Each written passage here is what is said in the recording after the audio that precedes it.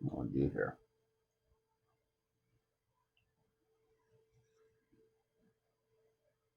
So who is on your Mount Rushmore of professional wrestling?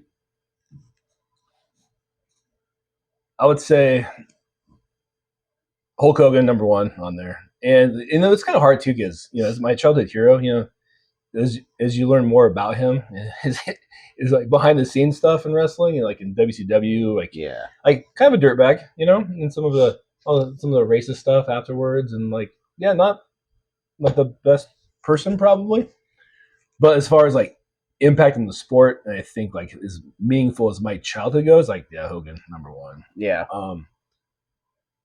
One of the worst things that ever happened to me is, as a Hulk Hogan fan, do you remember when Earthquake broke his ribs? Yeah. All right, so it's this thing where if you write Hulk Hogan a letter, they said he'd write back to you. And my brother wrote him a letter. I'm like, dude, he's not gonna write back. And so I'm kind of pooped my brother. I'm like, dude, don't do that, stupid. And he didn't even like Hulk Hogan. He was an Ultimate Warrior fan. And dude, sure enough, not too long, man, he gets an autographed picture of Hulk Hogan, and I was mad. I learned a life lesson, about that. Mm-hmm. You gotta believe, you gotta believe. Well, yeah.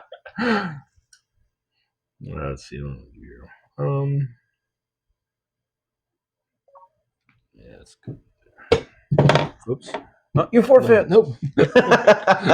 Okay, so anyway, back to your question. All right, so Hogan, that was easy. All right. I think Ric Flair should be on there, but then you got Flair as a possibility. Stone Cold, The Rock. All right, Stone Cold, definitely the Attitude Era. Mm-hmm. I put him. And then I think having this conversation before, you mentioned the Undertaker. Yeah. And I think Taker's got to be on there. Taker's he is WWE. Mm-hmm.